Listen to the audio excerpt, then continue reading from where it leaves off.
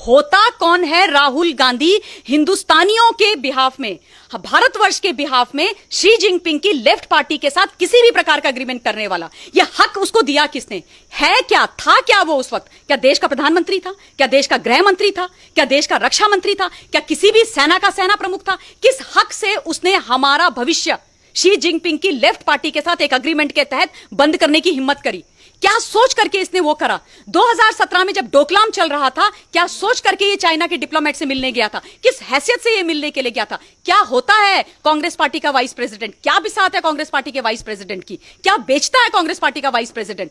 तुम जो हो इस तरीके के एग्रीमेंट्स और इस तरीके के एमओयू साइन करोगे, मेमोरेंडम ऑफ अंडरस्टैंडिंग, बाकी लोगों के साथ, इस देश को बेचने के लिए, इस देश को गुमराह करने के लिए, और उसके बाद अपनी इसी शक्ल अचानक से जगोगे रात के अंधेरे में, एक वीडियो बनाओगे अपनी शक्ल लेकर के और उसको तुम पोस्ट कर दोगे और बोलोगे कि मोदी जी आप बताओ ऐसा क्यों हो रहा है, मोदी जी आप बताओ क्या हो रहा है, क्या हो रहा है? 1 इंच की जगह उन्होंने नहीं ली है। आज तुम अपनी सेना को डाउट कर रहे हो। देश की सेना कह रही है, सेना प्रमुख कह रहे हैं, हमारे जो फील्ड लेवल के कमांडर्स और जनरल्स हैं वो कह रहे हैं कि हमारी 1 इंच जमीन पर कब्जा नहीं हुआ है, हमने जो बोला है वही सच है। लेकिन इन्होंने जब भी हमारी लड़ाई किसी भी दुश्मन देश के साथ हुई है, इन्होंने कभी भी अपनी आर्मी का साथ नहीं दिया है। इन्होंने जाकर के ये दुश्मन देश के साथ खड़े हो गए।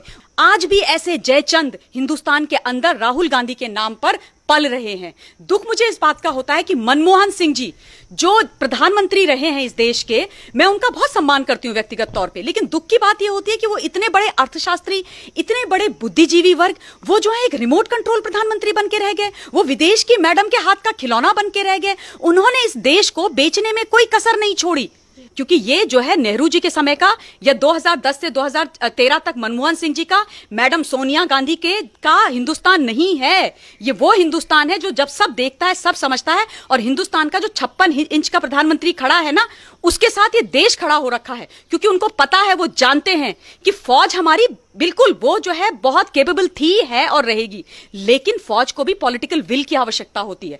सोनिया गांधी, मैडम गांधी जी जिन्होंने 80s में इस देश की नागरिकता ली है, सोनिया गांधी जी जिनसे एक शब्द नमस्कार तक वो शुद्ध हिंदी में नहीं बोल पाती हैं, सोनिया गांधी जी जो हिंदुस्तान की धरती पर बोझ बन के बैठी हुई है, सोनिया गांधी जी जिसने इस देश की राजनीति को कुठाराघात कर करके इस देश को बर्बाद करने में कोई कसर नहीं छोड़ी, मैडम सोनिया गांधी जी जो पुत्र मोह में ऐसी अंधी हो गई हैं, उन्होंने अपनी आंखों में पट्टी बांधी है कि उस मंद बुद्धि को, जो एमपी का मतलब कहीं किसी ऑफिस में 4th क्लास में जाने के लायक नहीं है, उसको देश के प्रधानमंत्री बनने के ख्वाब देख रही हैं, उनके वो इस तरीके की जब बातें करती है ना, तो साफ साफ इस देश को दिखता है कि वो चाहती क्या है, वो चाहती क्या है। उनसे तो एक एक चीज, एक एक प्रश्न पूछना चाहिए, उनको कटघरे में खड़ा करना चाहिए, जिसकी बहुत ज्यादा आवश्यकता है। आप देखिएगा वो कभी भी जो है 1-to-1 इंटरव्यू नहीं देती हैं किसी को, हिम्मत ही नहीं है उनके। और राइट विंग के चैनल से आप जाके उनसे पूछ लीजिए,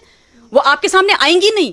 हमें इस देश के जयचंदों के भी बहुत सारे सबूत मिलते हैं। जब हम पानीपत की तृतीय लड़ाई के बारे में पढ़ते हैं, पानीपत तृतीय की लड़ाई पढ़ते हैं, उसमें हम कहते हैं कि हम जो है हार गए थे उस लड़ाई को। लेकिन दुख की बात यह है कि उस वक्त भी हमारा जो मराठा वॉरियर था सदाशिवराव भाऊ, वो अब्दाली से हारा नहीं था, उसको हराया गया था। हमारे यहाँ के छोटे छोटे जो रजवाड़ों के जो राजा थे, वो जाकर के अब्दाली के साथ मिल गए थे, वो जयचंद हो गए थे, क्योंकि वो चाहते थे कि सदाशिवराव भाऊ हारे। और इसलिए हमारे, क्योंकि वो जो है उनकी छोटी छोटी सोच होती है, छोटी राजनीति, छोटा गेन, छोटा अपनी किंगडम बचाना, अपनी राजनीति करना। तो ये इतिहास से चला आ रहा है। हमको हराने वाला कोई बाहर का आज तक पैदा ही नहीं हुआ है। हमने हार देखी है, या हमने तभी दुख झेला है जब हमारे अपने लोगों ने इस हिंदुस्तान की धरती पर, मां भारती पर कुठाराघात किया है। यह इतिहास है। और दुख की बात यह है कि आज भी ऐसे जयचंद हिंदुस्तान के अंदर राहुल गांधी के नाम पर पल रहे हैं। दुख मुझे इस बात का होता है कि मनमोहन सिंह जी जो प्रधानमंत्री रहे हैं इस देश के, मैं उनका बहुत सम्मान करती हूं व्यक्तिगत तौर पे, लेकिन दुख की बात यह होती है कि वो इतने बड़े अर्थशास्त्री, इतने बड़े बुद्धिजीवी वर्ग, वो जो है एक रिमोट कंट्रोल प्रधानमंत्री बन के रह गए, वो विदेश की मैडम के हाथ का खिलौना बन के रह गए। उन्होंने इस देश को बेचने में कोई कसर नहीं छोड़ी, और अगर उनकी अपनी इच्छा नहीं थी तो वो खड़े क्यों नहीं हुए? आप ये बताओ मुझे, आपने जैसे अभी बोला कि 2010 से 2013 तक हिंदुस्तान के अंदर चाइना ने 600 बार 600 बार वो अंदर आए हैं हमारी धरती में, 600 बार उन्होंने हमको आकर के अटैक किया है। उसकी बात मनमोहन सिंह क्यों नहीं करते हैं? भूल गए क्या मनमोहन सिंह? जुलाई अगस्त में जब भी मौसम अच्छा होता था वो हमारी सीमाओं पर आते थे, हमेशा वो अंदर आए और हमेशा उन्होंने हम पर अटैक किया। उन्होंने हमारी 640 स्क्वायर मीटर जमीन हड़प ली। और उसके बाद हमारे उस समय के एक फॉरेन सेक्रेटरी होते थे इनके, मनमोहन सिंह के, यूपीए 2 की गवर्नमेंट के, श्याम शरण उनका नाम था। वो जब लद्दाख गए और उन्होंने देखा कि 640 स्क्वायर मीटर जमीन चाइना ने ले ली है, उन्होंने मनमोहन सिंह जी को वहां से इन्फॉर्म किया कि चाइना ने नई एलएसी बना दी है। जो पुरानी जो एलएसी थी 60s की, उसको उन्होंने नल एंड वॉइड करके नई एलएसी बना दी है। तब मनमोहन सिंह चुप क्यों थे?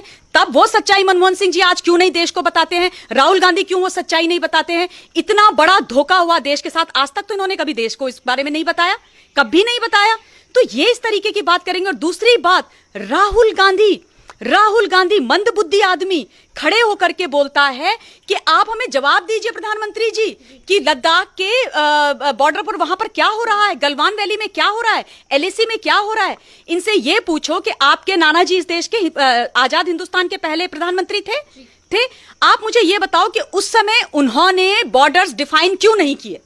किसने रोका था उनको रोका था उनकी महत्वाकांक्षाओं ने। उनको इंटरनेशनल लीडर बनना था। वो जो है संधियों के बाद संधियों, अग्रीमेंट के बाद अग्रीमेंट करते जा रहे थे चाइना के साथ। उन्होंने कभी देश का प्रधानमंत्री बनकर के इस देश के लिए नहीं सोचा। आप सोचो 1951 से लेके 1957 तक चाइना ने 179 किलोमीटर की सड़क बना दी अक्साई चीन पे, हमारे एरिया में, और हिंदुस्तान को पता ही नहीं चला। हिंदुस्तान के प्रधानमंत्री साहब जो है मस्त नींद में सो रहे थे, विदेशों की यात्रा कर रहे थे, इंटरनेशनल लीडर बनने पर तुले हुए थे, और वो हमारी नाक के नीचे से वो 179 किलोमीटर की